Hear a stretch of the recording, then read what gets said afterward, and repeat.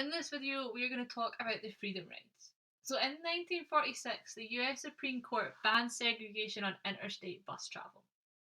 And then in 1960, after the court case Bounton v. Virginia, the Supreme Court extended the previous ruling. And they now said that segregation was not allowed in bus terminals, restrooms, and other facilities associated with travel.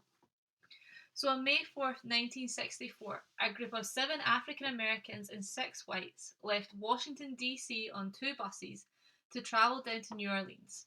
The journey would take them through a number of southern states, and they wanted to prove that desegregation wasn't being enforced.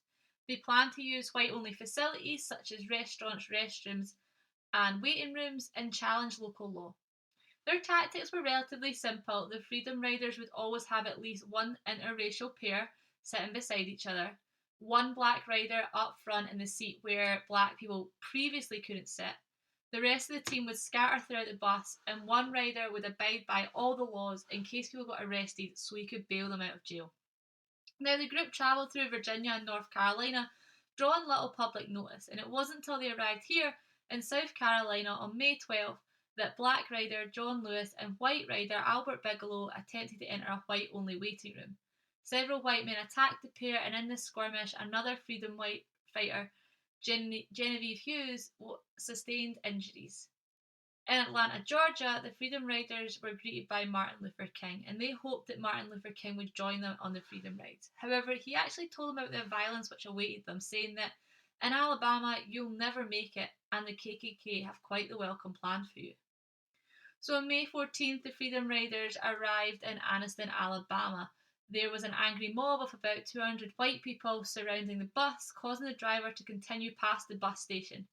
The mob followed in their cars, and when the bus tyres blew out, someone threw a bomb into the bus. The riders escaped from the bus, but then they were brutally beaten up once outside. The second bus, a trailway vehicle, travelled to Birmingham, Alabama, and those riders were also beaten up by an angry white mob. They had metal pipes and baseball bats. This is Josh Peck, who had horrible injuries after this event. So why was this allowed to happen? Well, this man, Eugene Bull Connor, was chief of police in Alabama. He was known for being very corrupt and an open supporter of the KKK. He made an agreement that he would not send his police to help for at least 15 minutes to allow the white public and KKK to beat up the Freedom Riders. So what happened next? Well, due to the violence, the Freedom Riders struggled to find a bus company willing to drive them, and they had to sort of give up. A woman called Diane Nash then took forward the fight and got 10 new students to try and get to New Orleans. This time the government stepped in and actually gave them protection whilst on the buses. So, was the Freedom Ride actually successful then? Well, despite the attacks and the beatings, the Freedom Riders were successful in publishing the fact that interstate travel was still segregated and that the laws weren't being taken seriously. Non-violence tactics worked again, and they painted white people in a terrible light.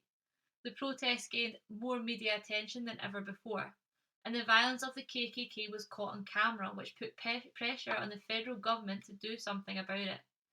More than anything, the civil rights movement gained more support and confidence for their fight for change.